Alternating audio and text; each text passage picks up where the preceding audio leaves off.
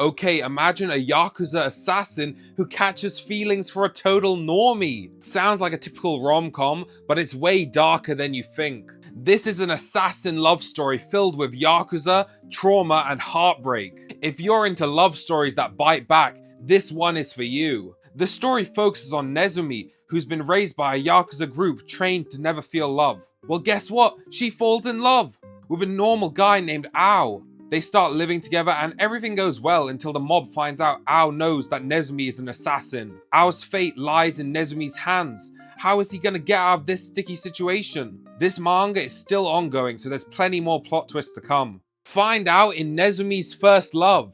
And if you want to pick up the series in English, Kodansha is releasing Volume 1 later this month. This guy is a loner, and in this manga, he makes his first friend. This story takes place in high school and focuses on our protagonist Maki, who desperately wants a friend. There are 2 pretty girls in his class, and it turns out the second prettiest girl has a lot in common with him. The second prettiest girl's name is Umi, and she loves video games and B-movies just like our protag. Maki has one condition for them to both be friends. They have to keep it a secret. Cuteness overload! This manga is so wholesome. Will the 2 of them be able to keep their friendship a secret? And will more than a friendship develop between them? Find out in I Made Friends with the Second Prettiest Girl in My Class. These 2 guys are all alone on an island with a temptress. So basically, there's this guy called Lucas, and there's this guy called Bjorn, and they're brothers. And they live together at this lighthouse. The lighthouse rarely gets any visitors. One day, this girl called Stella washes up on the shores of the island. And Bjorn is like, damn, she's a baddie. And then Lucas is like, you gonna make me act up. So the night before the ship comes to pick up Stella, spooky happenings occur. So Stella ends up outside of Bjorn's door, and Bjorn's like, whoa, what the heck is going on? Bjorn is chasing after Stella, and then suddenly the light flickers.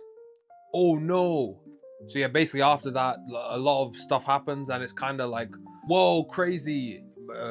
You gotta read it to find out what happens next. But be warned, things get pretty crazy after the light flickers in that chapter.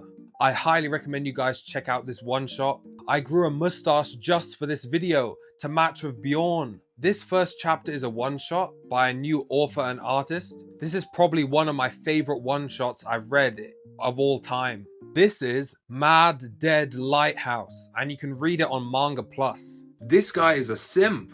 He works at a chocolate factory, and one day a ball falls from the sky in front of him. As anyone would, he takes the ball home, where it turns into a girl. What? So basically, these super ball girls multiply like gremlins, but instead of water, it's a kiss. And the super ball girls' one weakness is chocolate. They melt on contact. This manga seems pretty normal at first, but then this happens, then this, then this. It's chaos. Epic battles between the super ball girls. If the art style looks familiar to you, it's because the series is made by the same mangaka who made Prison School. Literally one of the craziest manga that I've ever read. This series is about a Gyaru and Naruto, except it's not the Naruto you're thinking of. This series focuses on the daily happenings in a Chinese restaurant. One day the Chinese restaurant gets a new owner, a Gyaru. The main character visits the restaurant regularly, so the series is mainly about the relationship between the two, even hinting at a possible romance. The Gyaru's name is Renge, and the main character's name is Naruto. The series has some really nice artwork and a fun storyline. This is Renge to Naruto. Be sure to drop a follow if you want more manga recs like this. Peace!